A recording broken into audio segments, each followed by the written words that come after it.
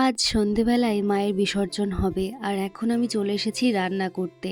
প্রায় ৩৫ জনের রান্না আমি করব। আর আমার হেল্পিং হ্যান্ড হিসাবে রয়েছেন কাকু, তার সঙ্গে রয়েছে অসিতদা, বাপিদা। আর সত্যি এনারাই না থাকলে হয়তো আমি রান্নাটা করতে পারতাম না।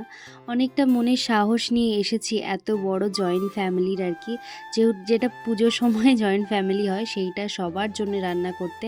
আর আমার বর আমার সাহস জোগাতে আর কি আমার সাথে আছে। তো চলো এইবার রান্না বান্না করা যাক। আজকের মেনু হচ্ছে রাইস, মানে ফ্রাইড রাইস, আর তার সঙ্গে হচ্ছে চানা পনির। সবার প্রথমে আমার বড় যা কি করলো বলো তো, জল দিয়ে গেল কড়াইয়ের মধ্যে, আর তারপরে রাইসের জন্য চালটাকে ভালো করে সিদ্ধ করে নেওয়া হয়েছে, যেটাকে আমি আর আমার দেওর মিলে ধুয়ে রেখেছিলাম আগের থেকে।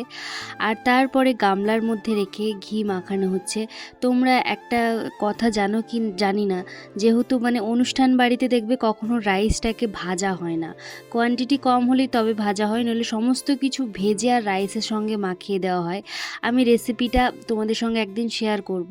তো রাইসের তো মোটামুটি ধরো চাল রেডি করা হয়ে গেছে, ঘি আর চিনি মাখানো হয়ে গেছে। আর এখন কিন্তু আমি ভাজছি গাজর।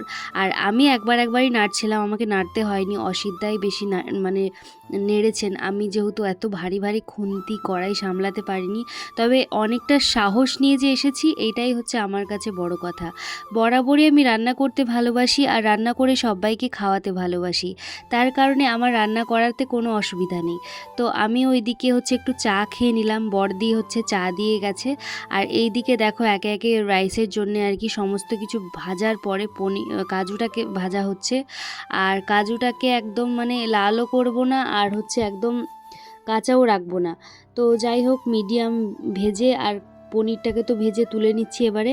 আর কাজুটাকেও ভাজা হয়ে গেছে, রাইসের জন্য যা যা লাগবে সমস্ত কিছু ভেজে নিয়েছি। আর এইদিকে হচ্ছে বাপিদা সমস্ত কিছু মিক্সড করছে, আর আমি ওইদিকে একটা মিক্সার গ্রাইন্ডারে করে গোলমরিচ, জয়িত্রী, জায়ফল সমস্ত কিছু গুঁড়ো করে, আর হচ্ছে মানে তোমাদের দাদাভাই বোধহয় গুঁড়ো করে এনেছিল, আমি গুঁড়ো করতে যাইনি। তো সেটাকে আর কি মাখানো হবে। আর এদিকে দেখো রাইসের চালটা মোটামুটি রেডি করা হয়েই গিয়েছে। আর এদিকে পনিরটাকে ভাজছি, আর নুন জলে পনিরটাকে রেখেছি যাতে পনিরটা নরম থাকে। তো যাই হোক, এইবার একে একে রান্নাটা করব। আর তরকারি রেসিপিটা তোমাদের সঙ্গে পরের ভিডিওতে শেয়ার করব, যেহেতু একটা ভিডিওতে এত বড় মানে শেয়ার করাটা সম্ভব নয়। আর তারপরে রাইসটাকে ভালো করে বাপিদা মাখিয়ে নিচ্ছে। তো চলো দেখা হচ্ছে নেক্সট ভিডিওতে।